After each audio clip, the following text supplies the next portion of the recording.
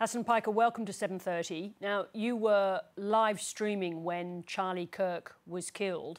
Can you describe that and also what your immediate thoughts were about what the consequences would be? I was live streaming, covering the day's news as I do every day.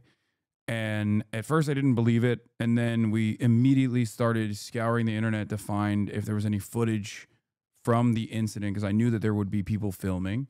And we found some. And then there was, complete confirmation after I saw a close-up incident shot. Oh my God, I can't believe I just saw that.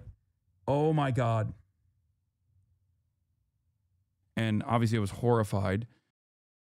And watching that unfold to someone that you were supposed to sit next to publicly in a public setting only in a couple weeks, it made it even more real. Someone that I knew, someone that I was not exactly friends with, but a counterpart on the ideologically opposite side. As you're watching that, you've got a lot of people live commenting. How do you manage what they say? Yeah, I mean, we are very desensitized to violence, I think, in general. So there are always going to be people that especially under the guise of anonymity online, people to just say things without really thinking about it, being careless. And I wanted to stamp that out immediately.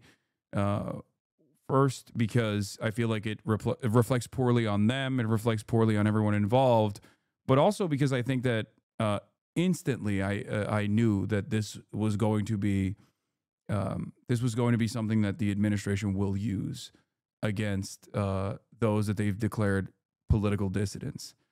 And unfortunately, my fears were realized shortly after, when Donald Trump came out only a couple hours after announcing Charlie Kirk's untimely demise, and make a statement about how they were basically going to start prosecuting and persecuting political dissidents, the left, as he said.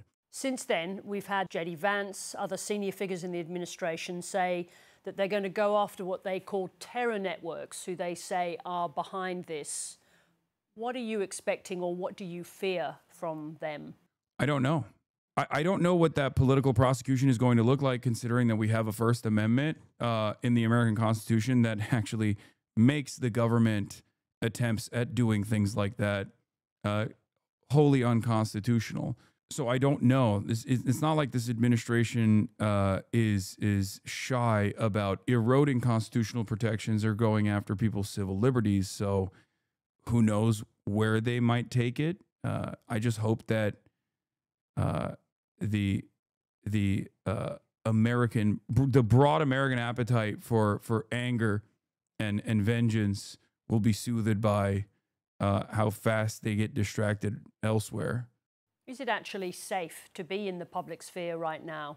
I mean, I have a policy of not letting fear dictate my life, and I'm going to continue abiding by that policy because, like I said, time and time again, this is an unfortunate but all too common side effect of this field that I'm in. And I don't just do rallies, political rallies. I don't just do public events where I go out and speak or even debate people. I also go to protests, protests where I get shot at by the American police. So I'm no stranger to putting myself in harm's way. And it's unfortunately something that I have to do in order to do my job properly. So I'm most likely going to continue. I'm just waiting out this initial period of unrest and anger and resentment and taking extra precautions.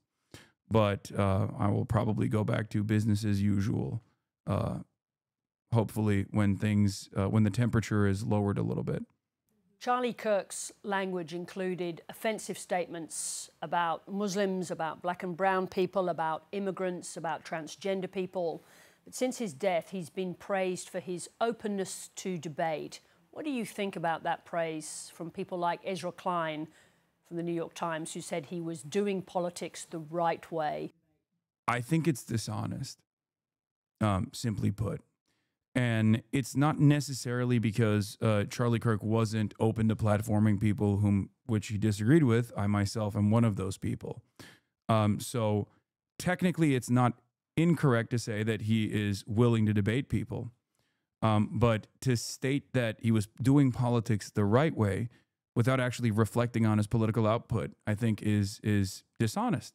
The medium itself obviously was utilized for cutting propaganda for the Trump administration. But also, what I found to be distasteful was the lack of quotes or the lack of recognition for Charlie Kirk's ideology.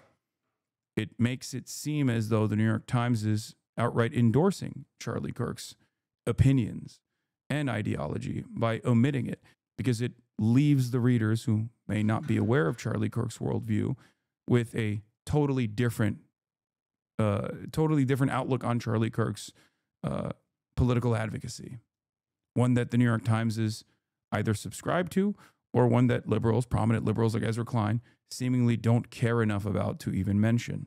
But for you, those extreme statements didn't make you want to stop doing public debates with him? I think it's not a matter of what things people say, but more so from my perspective, at least. And everyone has a different attitude about platforming, but from my perspective, it's more so a matter of how much political influence this person wields. So for Charlie Kirk, I mean, he was the regime's guy. He had a lot of influence, both over the Trump administration and a lot of influence over a lot of young conservatives in this country that were a part of his massive advocacy network, Turning Point USA. So in that regard, it's not necessarily debating someone whose ideas are beyond the pale, but instead it's more so about trying to stop the bleeding in terms of like letting these kinds of dangerous ideas spread without any sort of contention, without any sort of pushback whatsoever. Once a person gets to a level of notoriety and a level of legitimacy, it's impossible to avoid them. I think closing your eyes and plugging your ears and just hoping they go away simply is not going to work. So at that point, I think it's valid, no matter how strange or horrifying or dehumanizing their rhetoric might be. You've written about meeting with him a few years ago, saying he was much more genial than you expected. What did you learn about him that day? He was he was very professional. He was very cordial, and he wasn't shy about trying to develop a personal relationship with even someone like myself. But I didn't really entertain that because I did find his opinions, which were much more moderate at the time, back in 2017, as opposed to what it became by 2020 and onward. But even then, I did not understand the productivity of hanging out in a cordial manner with someone who I opposed so vehemently because of their worldview. Having said that, reflecting on our private correspondence at the time, I realized, like I'm telling you right now, his opinions definitely changed quite a bit. I recall a time where he was talking about writing a piece potentially on how he found it morally repugnant to compare Black Lives Matter to the KKK. And what's interesting about that is today's Charlie Kirk and today's media environment in this incredibly divisive landscape.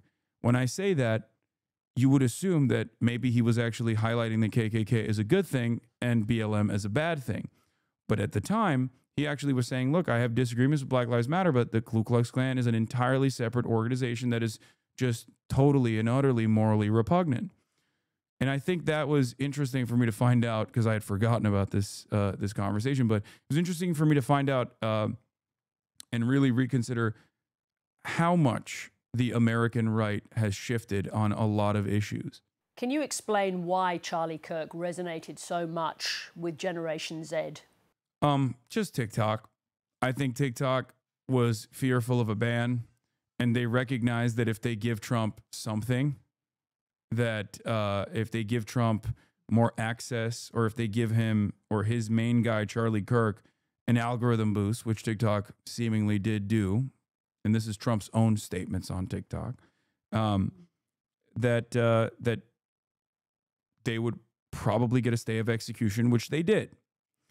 And I think the reason why he had a lot of staying power with Gen Z was, as opposed to how little influence the organization Turning Point USA had prior to Charlie Kirk's TikTok initiatives, was both because of the algorithmic boost that they most likely got, or they were in front of a lot more people, like real eyeballs that they were getting, real attention they were getting from a fairly young platform, and also the structural issues that my generation and the generation after mine have been experiencing.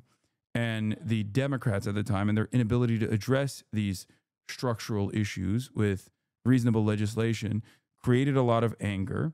The very same type of anger that led Donald Trump to win in 2016 was still there. And it was not addressed by the administration at the time.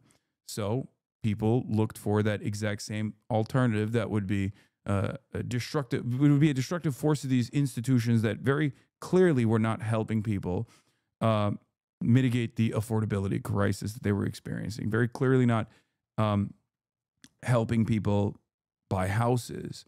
A lot of people in Gen Z, I think, recognize that they're never going to retire at a reasonable age, that they're never going to be able to own a home, and that hopelessness and that anger was palpable. That's the reason I think why they chose to take a shot in the dark in the direction of a dangerous and unstable and incompetent fascist like Donald Trump. So it wasn't all Charlie Kirk. It was more so environmental factors that played a big role in this. And the reason why I say that is because the Gen Z opinion on Donald Trump swung dramatically back in the opposite direction, because they very quickly realized that Donald Trump is also not invested in fixing any of these problems that he was tasked with solving. I want to ask you about your own rhetoric. I noticed that Elon Musk has been posting about you. Yes. And I don't know the context of these particular statements, but here's a quote from you about landlords who don't want to rent out their properties. You said, kill them, murder them, let the streets soak in their red capitalist blood. Doesn't that make you part of the problem with violent discourse? This was in a conversation that I was having with a landlord friend of mine, and it's, of course, hyperbolic, and it's not meant to be sincere. This is not sincere advocacy. It's not a real policy that I would ever advocate for, and that's precisely the reason why when Republicans were desperately looking for any sort of incisive language that they could present, they went back to a very obvious instance of LARPing, an insincere statement that is obviously hyperbolic from, I believe, 2018. My question stands nonetheless. Doesn't that kind of language contribute to the atmosphere of violent, even lethal violence in the United States? I don't believe that my insincere statements that don't reflect on any of my beliefs whatsoever in 2019 has led to any sort of real world violence whatsoever.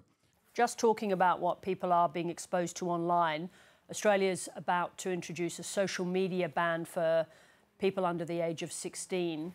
Given the violent discourse that we're discussing, could that be a solution? I don't think so. I don't know if a walled garden approach would perhaps be a little bit better and a little bit more productive in terms of dealing with the early stages of the journey that people go through online. I'm certainly not opposed to something like that. But as far as an outright ban of social media, I'm not so certain that this would be appropriate or productive, because I feel like sheltering the youth from a way to communicate with one another and a way to learn what's going on around the world is probably not the best idea either. Hasan Piker, thank you very much indeed for talking to us. Yeah, thank you for having me.